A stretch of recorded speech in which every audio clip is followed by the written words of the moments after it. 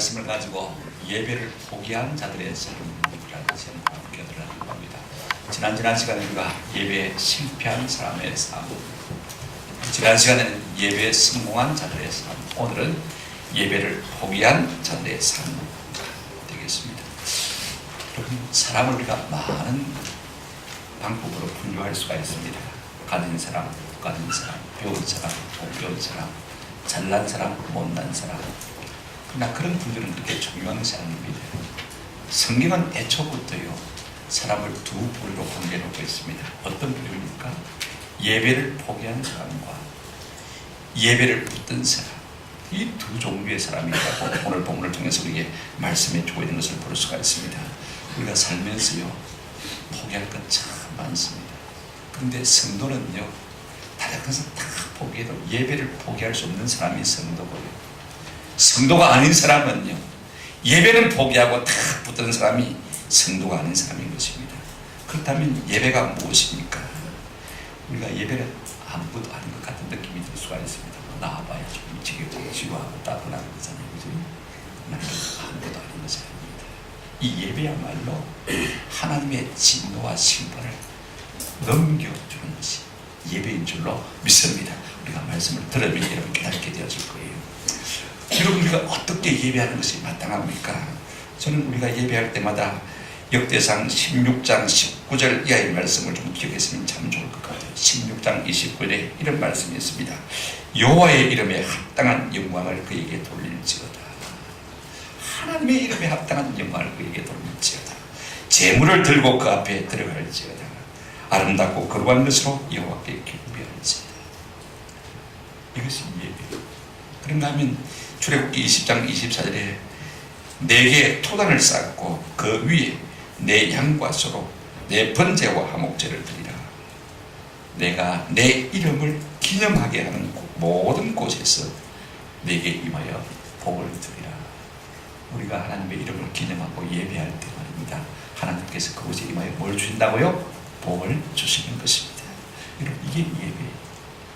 우리가 창세기 4장에서 예배에 실패한 가인족의 후예와 그 삶을 살펴보았고, 지난 시간 5장에서 예배에 성공한 셋족의 후예와 그들의 삶을 살펴보았습니다. 그런데요, 6장에서는 이 가인족의 후예와 셋족의 후예, 예배에 실패한 사람과 예배에 성공한 사람들이 뒤섞여 버리는 모습을 볼 수가 있습니다.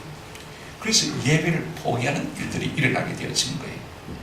이제 그러한 사람들의 삶과 이로 인한 하나님의 한탄과 탄식을 우리가 살펴보면서 우리가 예배를 포기하게 될 때 우리의 삶에 어떤 일이 일어나는지를 좀 살펴보고 도전을 받았으면 참 좋겠습니다. 먼저 우리가 생각해 볼 것은 예배를 포기한 사람들의 모습을 좀 살펴보십시다. 1절부터 2절까지 우리가 보면 그렇습니다. 인류의 번성은 하나님의 명령이기도 하고 하나님의 축복이기도 합니다만은요, 많은 문제를 또 가져오는 것을 볼 수가 있습니다. 인구가 많아지고 사람이 다양해지면서요, 색깔과 컬러가 분명하게 나타나는 것을 봅니다. 자, 한번 보실까요? 1절, 2절입니다. 사람이 땅 위에 번성하기 시작할 때 그들에게서 딸들이 나니 하나님의 아들들이 사람의 딸들의 아름다움을 보고 자기들이 좋아하는 모든 여자를 아내로 삼는지라. 무슨 말씀이 좀 아리송할 것 같아요. 자, 여기 보면 가장 중요한 키워드가 하나님의 아들들, 사람의 딸들이라는 말이 나옵니다. 여러분, 하나님의 아들들은 어떤 사람이냐면요, 예배에 성공한 셋 쪽의 구애를 말합니다. 그러니까 경건한 사람들이고 또 그들은 신본주의자입니다. 예배를 잘 드리는 사람들이에요. 그런데 사람의 딸들은 어떤 사람을 말하냐면 예배에 실패한 누구의 후손들요? 가인의 후손들. 반대로 그죠? 자, 그들은요, 불경건한 사람이 되었고 인본주의를 창출한 것을 볼 수가 있습니다. 우리는 셋의 후손들에 대해서 지난 시간에 살펴보았습니다만 세상으로 볼 때는 그렇게 똑똑한 것도 없어요. 잘난 것 하나도 없어요. 그냥 밋밋한 사람들입니다. 그런데 그 지난 시간에 우리가 살펴본 대로 가인의 후손들, 예배에 실패하고 세상으로 나간 사람들은요, 대단한 인류 문명을 일궈내는 것을 볼 수가 있습니다. 그래서 그들은요, 인본주의, 세속주의, 쾌락주의를 만들어낸 것을 볼 수가 있습니다. 자, 그런데 오늘 본문의 문제는 뭐냐면요, 이 하나님을 잘 예배하는 세 쪽의 후예들, 경건한 사람들이요, 이 하나님을 잘 예배하지도 않고 불균건한 이 사람들, 가인족의 후예들을 보고 그들의 아름다움만을 보고 그들의 예매만을 바라보고 말입니다. 그들과 같이 섞이게 되었다는 말을 하고 있는 것을 볼 수가 있습니다. 경건한 사람들이 세속적인 매력 때문에 말입니다. 그들의 내면 세계를 보는 것이 아니라 그들의 영성을 본 것이 아니라 그 껍데기 외적인 아름다움만 바라보고 가서 얹혀서 살게 되어진 것입니다. 여러분, 이런 일들이 어떻게 전개된지를 한번 살펴보십시오. 여러분, 경건한 사람들이요, 지금 눈에 보이는 대로 따라 행하는 것을 볼 수가 있습니다. 보세요. 2절에 하나님의 아들들이 사람의 딸들의 뭘 보고요? 아름다움을 보고 자기들이 좋아하는 모든 여자를 무엇으로 삼았다고요? 아내로 삼았다. 사람은 뭘 보느냐가 참 중요해요. 그 보는 바가 그 사람입니다. 여러분, 보는 것은 한 번으로 그치지 않거든요. 계속해서 바라보게 되어지면 그것을 마음에 품게 되어지고 결국은 그렇게 되어지는 것이 인생 아닙니까? 그죠? 오늘 이 경건한 사람들이요, 세속적인 사람들의 아름다움을 보기 시작한 것입니다. 그리고 다가간 것을 볼 수가 있습니다. 속은 보지 않아요. 겉만 좋아하고 따라간 것입니다. 오늘 사람들도 마찬가지. 3S를 보고 있습니다. 얼마나 섹시한가, 얼마나 스펙이 좋은가, 얼마나 스펙이 있는가, 그걸 보지 않습니까? 네, 여러분, 사도 바울은 고린도후서 4장 18절에서 이렇게 말하고 있습니다. 우리가 주목하는 것은 우리가 계속해서 의시하는 것. 그래서 마음에 생각하는 것은 뭐라고 했습니까? 보이는 것이 아니요. 그 다음에 뭐라고 했죠? 보이지 않는 것입니다. 저는 여러분들이 눈에 보이는 것에 집중하지 않을 수 있는 은혜가 있기를 주의 이름으로 축원합니다. 눈에 보이지 않는 것을 좀 집중하십시오. 눈에 보이지 않는 것은 어떤 것이라고 했습니까? 눈에 자꾸 보이는 것은 잠깐이지만은 보이지 않는 것은 어떤 것이라고요? 영원. 아멘. 영혼을 붙들 수 있는 애가 있기를 바랍니다. 사람들이 눈으로 보게 되어지면요, 자꾸 마음이 끌리게 되어져요. 이 불균건한 사람들의 외적인 미모를 바라보면서 그들이 마음이 자꾸 끌려갔습니다. 마음과 생각과 계획이 자꾸만 그쪽으로 기울어진 것을 볼 수가 있습니다. 한 번 육체의 아름다움을 보더니 말입니다, 그 본 것으로 그치지 아니하고 계속 그 마음이 그쪽으로 흘러들어가는 것을 볼 수가 있습니다. 외모와 껍데기, 섹시함을 보고 이끌리는 것이죠. 여러분, 믿는 경건한 사람들은요, 아는 수속 잘 나요. 맨날 가서 기도하고, 그럼 교회 가서 봉사하다 보면요, 꾸밀 리가 없는 거예요. 그냥 뻔뻔지만 밋밋하게 아무 재미가 없어 보입니다. 그런데 여러분, 세상 사람들은 어떻습니까? 얼마나 깔롱됩니까? 얼마나 꾸밉니까? 하루 3분의 1을 갖다 화장대 앞에 앉아서 꾸미는데, 치장하는데 다 힘을 쓰는 것을 볼 수가 있습니다. 여러분 보십시오. 가인족의 후예의 여자애들 우리가 세 사람을 살펴보았지 않습니까? 아다의 이름의 뜻이 뭐라고 했습니까? 꾸민다, 장식한다. 얼마나 꾸며드는지. 여러분, 그 다음에 신라의 이름의 뜻이 뭐라고 했습니까? 찰랑거린다. 얼마나 촐랑대는지 말입니다. 그 다음에 여러분 또 한 사람 있었지 않습니까? 나아마, 그죠? 이름의 뜻이 뭐예요? 홀린다. 무엇으로 사람을 홀리는지 모르겠습니다. 여러분, 세속적인 여자들이 가는 길이 바로 이 길인 것을 우리가 잘 알고 있습니다.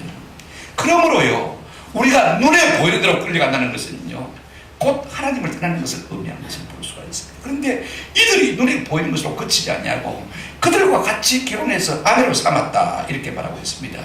여러분, 보는 것은 죄가 아닙니다. 그죠? 사람은 눈에 보이니까 볼 수밖에 없잖아요. 그러나 여기까지는 죄가 아닙니다만은 그 다음에 자꾸 응시해서 보게 되어지고, 그 다음에 우리의 마음이 거기로 끌리게 되어지고, 우리의 발이 거기로서 가게 되어지고, 거기에 서게 되어지고, 주저앉게 되어지면 그때부터 죄가 되어지는 것을 볼 수가 있습니다. 여러분, 시편 1편에 보면 1편 1절에 보시면 복 있는 사람들은 어떤 사람이냐면요, 악인의 꾀를 마지 아니하고요, 쫓아가지 아니하고, 따르지 아니하고, 그 다음에 죄인의 길에 마지 않고요, 서지 아니하고. 동사를 잘 보시기 바랍니다. 그 다음에 악인의 오만한 자의 자리에 마지 않고요, 앉지 않는다. 자, 보십시오. 쫓아갑니다. 그 다음에 서서 머뭅니다. 그러다가 그게 뭐합니까? 덥석 주저앉아 버리는 것입니다. 악인들은요, 이 죄인들의 길을 자꾸 따라가서 거기에 머물게 되어지고 거기에서 주저앉아 버리는 것을 볼 수가 있습니다.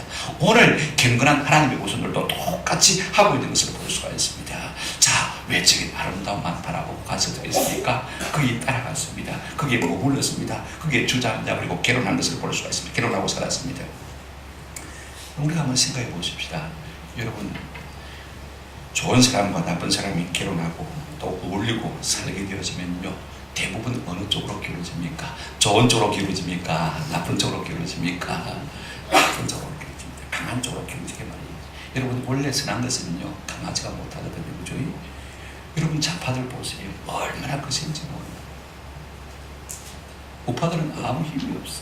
그냥 묵묵히 보는 하나님을 예배하는 사람들이요, 예배를 안 하는 아내들이 와가지고 아이고 예배하면 가보니까 지루하더라, 잠만 오더라, 뭐 한다고 그렇게 하노. 1년 365일 중에서 막 이렇게 바꾸만 달도 좋은 달 세상에 얼마나 많은데 우리가 등산도 가고 여행도 가고 해외여행도 가고 얼마나 좋으나 자꾸 아내가 그래서 하면 어떻게 되겠습니까? 그게 끌려가지고 따라갈 수밖에 없는 것입니다. 또 하나요, 중요한 것은 우리가 결혼하게 되어지면 어떻습니까? 자연히 누굴 낳습니까? 자식을 낳지 않습니까? 여러분 그들도 섞여서 뭐 했습니까? 자식을 낳습니다. 4절 보시길 바랍니다. 당시의 땅에는 네피림이 있었고 그 위에도 하나님의 아들들이 사람의 딸들에게로 들어와 뭘 낳았다고요? 자식을 낳았는데 그들은 용사라, 고대에 명성 있는 사람이었더라.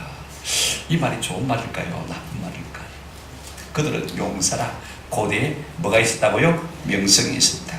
여기 네피림이라는 말이 나오는데 임하고 미역꼬리가 있는 것을 보아서 복수입니다. 원래 이 단어는요 나팔이라는 동사에서 나왔는데 분사가 되고 이제 명사형으로 쓰인 것을 볼 수가 있어요. 한번 따라합시다. 넘어뜨리다, 쓰러뜨리다 이런 뜻이니까 이런 게 이제 분사형으로 꽂혀버리면요 쓰러뜨리는 사람, 넘어뜨리는 사람인 것입니다. 그 당시에 나라와 나라가 있는 것 아니지 않습니까? 그죠? 그러니까 전쟁이 있었다라고 볼 수가 없었어요. 여러분 이들이 크고 힘이 있으니까 얼핏하면 사람을 치고 얼핏하면 사람을 넘어뜨리고 얼핏하면 사람을 쓰러뜨려서는 자기 이익을 취하는 사람이 된 것입니다. 고대에 유명한 자라 이 말은요 좋은 말로 유명한 것이 아니고 영어에 보면 악명 높게 유명한 사람을 루머러스라고 그러잖아요. 그죠? 악명 높은 사람이 됐다라고 말하고 있는 것을 볼 수가 있습니다. 여러분 보십시오. 힘이 있으니까 말입니다. 그 힘 가지고 사람들을 쓰러뜨리고 약탈하고 깡패 문화를 만들어가는 것을 볼 수가 있습니다. 여러분 예배를 떠나니까 그 후손들이요 힘센 자가 장땡이가 되는 세상을 만들어가고 있는 것을 볼 수가 있지 않습니까? 그 힘 가지고 목사님 오늘 교회 할 일 없습니까? 뭐 좀 들어올 게 없습니까? 기둥 뿌릴 게 없습니까? 이렇게 하면 얼마나 좋겠습니까? 그런데 그 힘 가지고 뭐 했다고요? 사람을 쓰러뜨린 데 사용하는 것을 우리가 볼 수가 있습니다. 결과적으로요 갱근한 하나님의 아들들이 세상을 향해서 한눈 팔다 그 속에는 가장 소중한 뭘 놓쳐버렸습니까? 예배를 놓쳐버렸고 그들의 외적인 아름다움만 쫓아가서 섞여서는요 그 속에 있는 아름다운 좋은 예배의 영성을 빼앗기고 만 것을 볼 수가 있습니다. 하나님은요 혼합을 싫어해요. 섞이는 것을 싫어하는 것을 볼 수가 있습니다. 신명기 22장 9절과 11절에 보면 내 포도원의 두 종자를 섞어 부리지 말라. 11절에 보면 양털과 배실로 섞어 짠 것을 입지 말라. 섞이는 것을 싫어하지. 근데 우리가 사도 바울이 말한 고린도후서 6장 14절부터 16절에 보면요 아주 귀한 말씀이 나와요. 너희는 믿지 않는 자와 멍에를 마지 말라. 함께 매지 말라. 의와 불법이 어찌 함께하며 빛과 어둠이 어찌 사귀겠느냐. 15절에 그리스도와 벨리알이 어떻게 조화가 되며 믿는 자와 믿지 않는 자가 어찌 마음에요 상관하며. 15절 보십시다. 16절 하나님의 성전과 우상이 어찌 말이요 일치하느냐. 어떻게 우리가 빛과 어둠이 이렇게 화려하게 다른데 섞여서 되겠느냐. 우리가 어떻게 하나님의 자녀인데 우리가 세상 사람들과 섞여서 되겠냐라고 말씀하고 있는 것을 볼 수가 있습니다. 저는 우리 모든 성도가 세상과 섞이지 않을 수 있는 은혜가 있기를 주의 이름으로 축원합니다. 근데 여러분 이 섞임 때문에 하나님의 마음이 어떠한지를 우리가 두 번째로 살펴보았으면 좋겠습니다. 하나님이 택하고 그 속에 예배의 영을 부어주는 하나님의 경건한 아들들이 말입니다.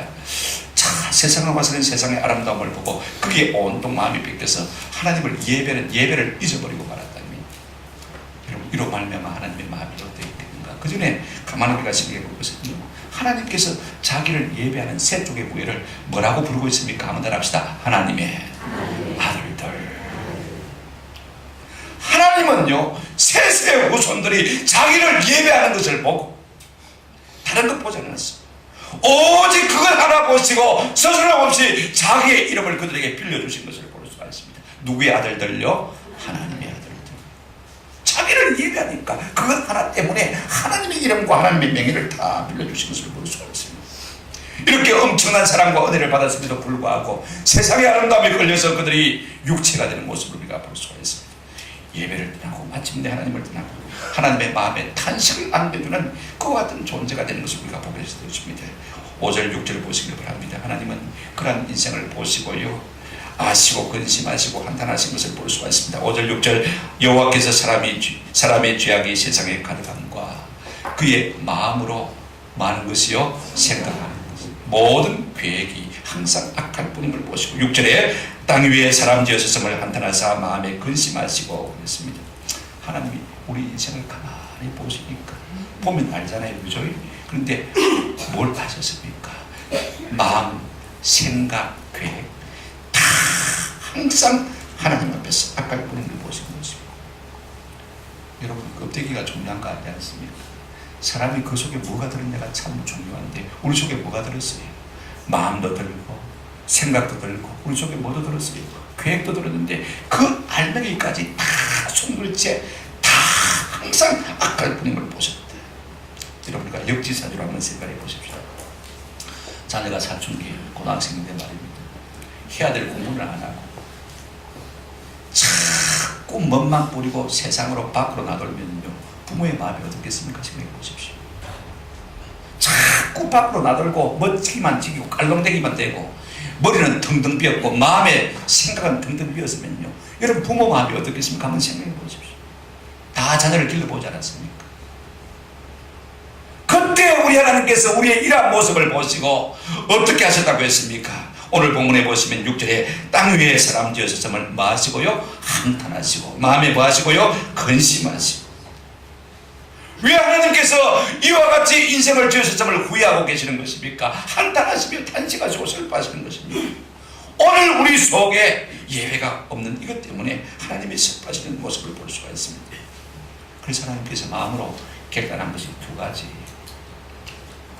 자, 오늘 본문 한번 보십시다. 3절에 우리 하나님 이렇게 생각하고 있습니다. 같이 읽겠습니다. 시작. 여호와께서 이르시되 나의 영이 영원히 사람과 함께 하지 아니하리니 이는 그들이 육신이 됩니다.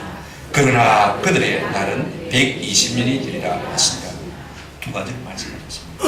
하나는 성령을 거두가시겠다는 것이고 하나는 120년 이후에 홍수를 통해서 심판하겠다라고 말씀하신 것을 볼 수가 있습니다. 그렇습니다.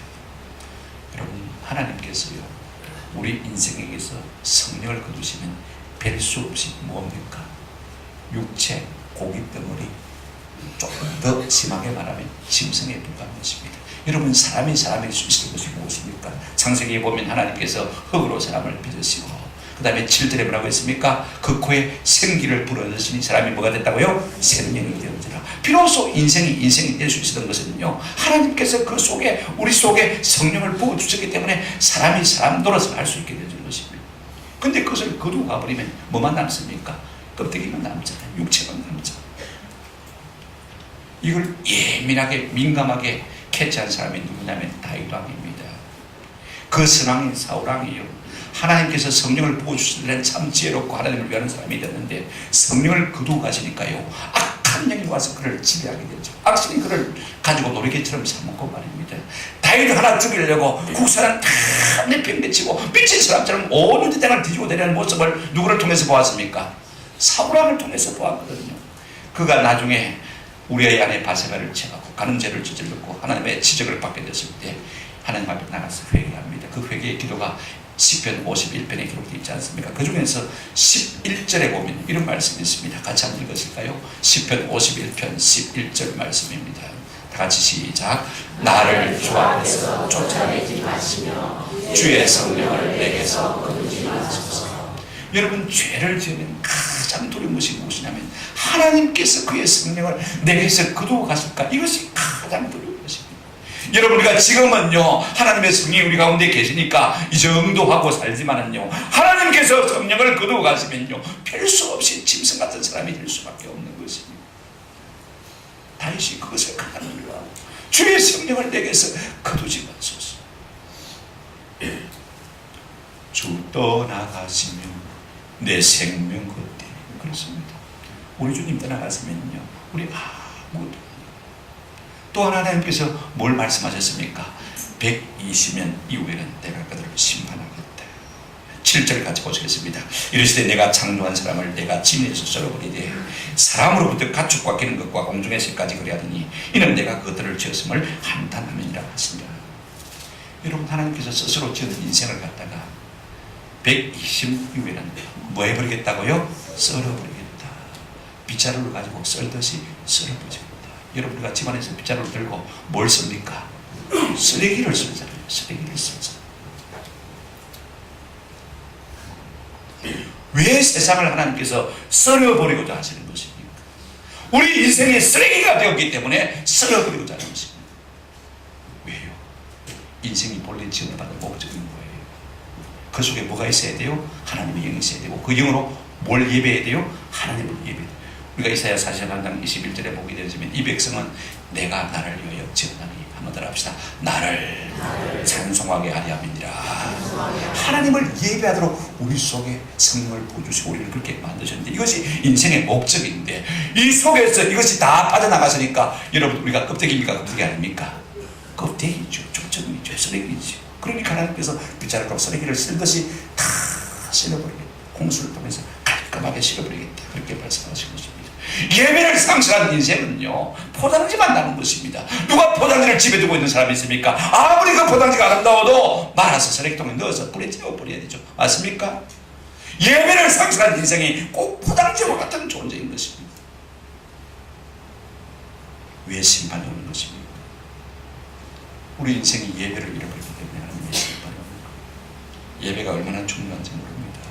여러분, 이스라엘 백성들이 애굽에서 탈출하던 마지막 날 밤에 하나님께서요, 하나님의 세대를 불러서 사람의 모든 장자와 생축의 천랑을 다 멸하실 때, 하나님께서 그 땅을 심판하실 때 모세가 이스라엘 백성들에게 뭐라고 했습니까?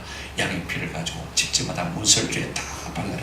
출애굽기 12장 13절에 내가 애굽 땅을 칠 때 그 피가 너희가 사는 집에 있어서 너희를 위해 표적이 될지라. 한번 더 합시다. 내가 피를 볼 때 너희를 넘어가리니 재앙이 너희에게 내려멸하지 않으리라. 할렐루야. 우리가 피의 제사를 드리고 하나님 앞에 예배할 때 하나님께서 그 예배를 보시고 하나님의 심판과 하나님의 재앙을 한번 더 합시다. 넘어가시리라. 넘기신다고 말씀하셨습니다. 우리가 예배하지 않으면 우리의 죄에 대한 하나님의 심판을 넘길 방법이 없는 것입니다. 죄가 있는데 넘어가지 못하면 하나님의 진노와 심판이 임할 수밖에 없는 것입니다. 예배가 없어서 이 죄를 넘길 수가 없으니까 하나님의 심판이 이 땅에 임하는 거예요. 우리가 자꾸 예배를 등하게 하면요, 처음 얼마 동안은 세상으로 잘 나갈 것 같아요. 좋을 것 같아요. 그러나 우리의 죄를 넘길 길이 없어지면요, 그 다음부터는 재앙이 임하는 것입니다. 여러분, 다윗이 인구조사를 한 죄 때문에 하나님께서 옵션을 걸었습니다. 세 가지를 딱 내밀었는데 다윗이 뭐라고 선택했냐면요, 내가 사람의 손에 빠지지 아니하고 하나님의 손에 빠지지 않고 빠지겠다. 무슨 말이냐면 전염병 하나님 허락해 주시고, 그래서 3일 전염병이 유대 땅에 돌게 되었습니다. 근데 여러분, 하나님께서 전염병을 딱 돌게 하시니까 하루 만에요, 몇만 명이 병으로 죽어갔냐면 7만 명이 사무엘하 24장에 보니까 죽어가는 것을 볼 수가 있어요. 사람이 한두 명도 아니고 7만 명이 죽어가니까 다윗이 하나님 앞에 통탄을 합니다. 하나님, 내가 죄를 졌는데 왜 이 백성을 하나님이 죽이십니까? 나를 죽이시옵소서. 나와 내 집을 하나님께서 멸하시옵소서. 그때 가선자가 다윗이 가서 빨리 가서 아라우나 타작마다에 가서 하나님 앞에 뭘 하십시오? 제사를 지내십시오. 그래서 다윗이 급히 챙겨가지고 아라우나의 타작마다에 가서 하나님 앞에 제사를 합니다. 그때 하나님께서 스탑, 심판하는 천사에게 스탑, 재앙을 멈추게 하신 것을 볼 수 있어요. 여러분, 집에 들어가시던 사무엘하 24장 17절, 18절, 25절 읽어보시기 바랍니다. 왜 하나님께서 심판을 멈추게 하신 것입니까? 그 제사를 받으시고 그 예배를 받으시고 그 모든 재앙과 심판을 넘기신 줄로 믿습니다. 그러므로 여러분, 예배와 제사가 아무것도 아닌 것 같지만은 하나님의 심판을 멈추게 하고 넘어가게 하는 것입니다. 왜 온갖 세상 사람들이 다 교회를 비방하고 교회를 넘어뜨리려고 하는 것입니까? 교회가 예배하는 일을 멈추게 되지만 그 다음에 뭐가 오게 되십니까? 하나님의 심판이 오는 줄을 세상 사단이 알고 있기 때문에 성도를 자꾸 비방하고 넘어뜨리려고 하는 것입니다. 한번 따라 하십시다. 지제도앙. 네, 한번 우리 전남님 사모님 요즘 공부를 많이 하고 있습니다. 지제, 도암, 거칠지, 그죠? 제사, 제자, 예배를 멈추면 이를 또 그 다음에 재앙아, 우리가 예배를 멈추게 되죠. 하나님의 심판이 있다는 사실을 꼭 기억할 수 있기를 주 이름으로 축원합니다. 근데 여러분, 성경인 것은요, 아주 참 매력 있는 부분이 있어요. 하나님께서 이와 같은 재앙으로 심판하시겠다고 말씀하심에도 불구하고 그의 자비와 긍휼을 남겨두신 것을 볼 수가 있습니다. 세 번째 우리가 대체로 이걸 생각해 보려고 합니다. 8절을 한번 같이 읽어보시겠습니다. 8절 시작. 그러나 노아는 여호와께 은혜를 입었더라. 그러나 말 속에 여러분 동그라미 빵빵 치시고 은혜를 입었다는 말 속에 여러분 동그라미를 치세요. 여러분 생각해 보십시오. 하나님이 이 땅에 예배가 사라짐으로 말미암아 이 땅을 심판하시겠다라고 말씀하심에도 불구하고 그러나 누구를 남겨두셨습니까? 노아를 남겨두셨습니다. 그럼에도 불구하고 하나님께서 이 땅에 자비와 긍휼을 베푸신 것을 볼 수가 있습니다. 경건한 자와 불경한 자가 섞여서 엉망진창이 되어진 세상, 물로 쓸어버리지 않으면 안 되는 이 세상 가운데서도 하나님은 자비와 긍휼을 베푸셔서 거룩한 그릇되기, 경건한 자, 남은 자를 남겨두시는 것을 볼 수가 있어요. 이렇게 하나님의 은혜를 입은 노아의 삶은 어땠습니까? 자, 여러분 보십시다. 그러면 노아는 어떤 사람이고 어떻게 살았습니까? 저는요, 가만히 본문을 보면서 노아는 하나님의 심판을 의식하고 살았다, 이렇게 생각이 되죠. 우리가 5장 25절부터 32절을 읽지는 않습니다만은요, 25절 제가 읽어드리겠습니다. 모두세대는 187세에 누구를 낳았고요? 라멕을 낳았고, 그 다음에 28절 라멕은 182세에 또 노아를 낳았습니다. 그 다음에 29절 보면 이름을 노아라 이르되 여호와께서 땅을 저주하심으로 수고롭게 일하는 우리를 이 아들이 안위하리라 했더라.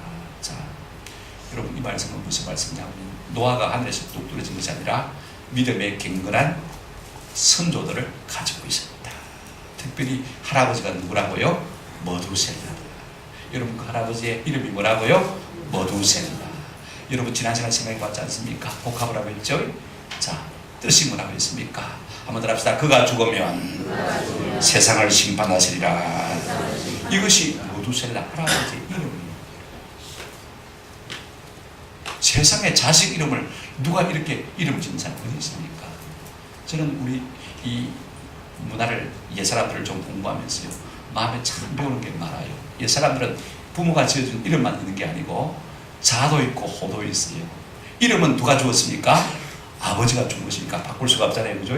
그런데 내가 자라면서 스스로 내 인생을 생각하고 목적을 생각하고 계획을 생각하면서 자기 스스로 자를 짓고 호를 짓는 것을 볼 수가 있습니다. 마음의 꿈을 담아서 호를 짓고 나는 이와 같이 살겠다.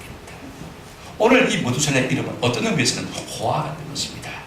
그가 죽으면 하나님이 뭐 하신다고요? 세상을 심판하신다. 지금 노아가 홍수 심판할 때까지 할아버지가 살아있었습니까? 안 살아있었습니까? 살아있었거든요. 왜냐하면 600세, 그가 600세 때문에 할아버지는 969이거든요. 그때까지 하나님께서 살려주신 것을 볼 수가 있습니다. 그 할아버지를 모시고 그 할아버지의 이름을 생각하면서 그가 뭘 생각했겠습니까? 우리 할아버지가 돌아가시면 하나님이 세상을 마신다, 심판하신다. 그러니 여러분 긴장이 안 됐겠습니까?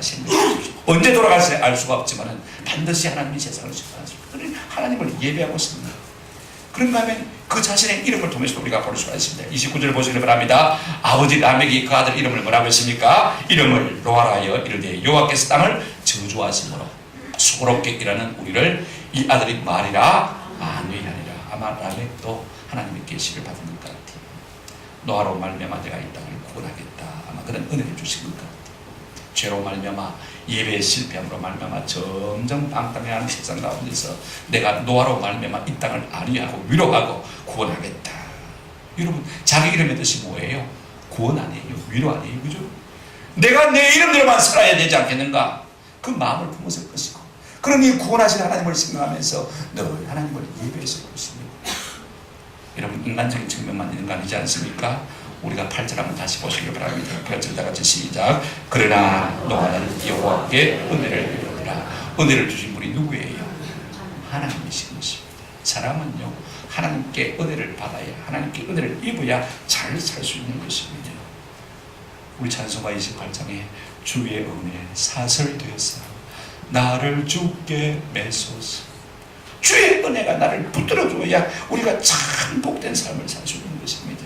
은혜가 와야 주께로 나아갈 수가 있는 것입니다. 주께로 가까이 주께로 가오니 나의 갈 길 다가도록 나와 동행하소서. 은혜가 오면요 우리가 주님과 한 가지로 동행하는 복된 삶을 살게 될 줄로 믿습니다. 이런 무엇이 있었길래 여러분 노아의 삶이 어땠습니까? 우리가 읽지 않았습니다만 9절 말씀 한번 같이 보도록 하겠습니다. 9절 시작. 이것이 노아의 조건이라. 노아는 의인이요 당대에 안전한 자라. 그는 하나님과 동행하였으며. 이런 무엇이 있길래 그와 같은 복된 삶을 사는 것입니다. 하나님은 그 노아의 예배를 받으시고 이 땅에 거룩한 그루터기로 남은 자로 그를 남겨두신 것을 볼 수가 있습니다. 누가 하나님의 은혜를 믿고 누가 하나님 앞에서 남은 자로 우뚝 서서 승리하는 자가 될 수 있겠습니까? 예배를 통해서 하나님 앞에 하나님과 동행하는 그와 같은 사람이 이 땅의 심판을 이기고 승리하는 주의 백성이 될 줄로 믿습니다. 이 같은 은혜가 있기를 바랍니다. 말씀을 맺습니다. 사람은요 육만 가지고 있는 인생이 아닙니다. 밥만 먹고 잘 살 수 없다는 말씀인 것입니다. 하나님의 말씀을 먹어야 잘 살 수 있습니다. 하나님의 영이 우리의 심령을 감동할 때만 비로소 참된 인생이 될 수 있는 것입니다. 오늘 우리 한국교회는 하나님의 영이 자꾸 떠나가고 있음을 저와 여러분 자신이 느끼지 않습니까? 아니 내 자신에게도 마찬가지예요. 한국교회 뭐 멀리 말할 것도 없고 뭘 보면 압니까? 예배를 대하는 태도를 보면요 그렇게 간절하게 예배의 목숨을 걸고 예배의 생명을 걸고 하나님을 섬기려는 마음들이 우리 가운데 별로 없어요. 더 좋은 일이 있으면 얼마든지 그곳으로 흘러가 버리고 싶은 마음이 우리 가운데 많이 있지 않습니까? 처음 물로 세상을 심판하신 하나님께서 마지막 때는 무엇으로 심판하신다고요? 불로 심판하실 것을 이미 말씀하셨습니다. 우리 예수님께서 마태복음 24장 이후에 이렇게 말씀하셨습니다. 여러분 노아 홍수 심판은요 마지막 불로 심판하실 하나님의 심판의 모형이 되어서 경고가 되는 것입니다. 자 여러분 마태복음 24장 38절 39절 한번 같이 읽어보시겠습니다. 시작. 홍수 전에 노아가 방주에 들어가던 날까지 사람들이 먹고 마시고 장가들고 시집가고 있으면서 그 다음에 홍수가 나서 그들을 다 멸하기까지 깨달지 못하였으니 인자의 임함도 이와 같으리라. 노아 홍수 때나 마지막 때나 똑같다는 것입니다. 뭐가 똑같았냐면요 먹고 마시고 장가가고 시집가고 시집가고 장가가는 건 다른 말이 아니에요. 온통 쾌락으로 그 마음이 기울어지고 거기에 모든 물질을 다 쏟고 시간을 쏟고 이것이 문제인 것을 볼 수가 있어요. 예수 믿는 사람들 결혼식 아주 검소하게 겸손하게 했으면 참 좋겠습니다. 누가 하나님의 아들들입니까? 하나님을 예배하는 자들 하나님의 아들들인 줄로 믿습니다. 여러분 그들이 있어야 될 곳이 어디입니까? 예배가 합니다. 요즘 부모들은 자녀들이요 오늘은 교회 가지 말고 공부해라. 오늘 자녀들이 있다면요 내가 교회 가서 예배해야 우리 부모님들이 잘 될 줄로 믿습니다. 그런 마음을 가져요. 자꾸 옆에서 365일 다 교회 나가는데 좀 어때? 오늘은 좀 같이 외국도 가자. 다들 여행하셨는데 막 좀 가자 어땠어? 그래도 내가 예배 자리를 붙들기 때문에 우리 가정에 우리 가족에게 우리 교회 나라와 민족에게 여러분 우리 한국은요 2등 3등 하라고 하는 서러운 나라입니다. 안 좋은 쪽으로 술, 담배 세계 1위 아닙니까? 그죠? 교통사고예요. 안 좋은 쪽으로는 다 1위죠. 그럼에도 불구하고 하나님께서 이 땅을 긍휼히 여기시고 이만큼 은혜 주시는 이유가 무엇입니까? 그럼에도 불구하고 하나님을 예배하는 갱년한 자들이 남아있기 때문에 은총을 베푸시는 것입니다. 요즘 미국 교회 구호가 뭔지 아십니까? 한번 들어봅시다. 예배는 짧게, 골프는 길게. 빨리 마치고 골프 치러 가자는 거예요. 그래서 11시 예배 딱 시작하면 11시 40분에 마쳐줘야 쭉 쫓아가서 12시에 점심을 간단하게 먹고 라운드 가야 되니까 말입니다. 이게 미국 시스템이에요. 이루었어야 온전할 수 있겠다고 생각하지. 우리 존재 목적이 뭐예요? 이 백성은 내가 나를 위하여 전하는 나의 찬송을 부르게 하는 겁니다. 이건 하나가 존재 목적인데 이것 빠져나가면 우리는 껍데기, 쓰레기에 불과한 존재입니다. 그러면 썰어버려야지. 누군가 별것 아닌 것 같지만 하나님의 아들들이라고 했습니다. 왜요? 예배하기 때문에. 이 영광을 계속 붙들고 죄를 이기고 신발을 이기고 세상을 이기는 승리자가 되시기를 주의 이름으로 축원합니다. 아멘.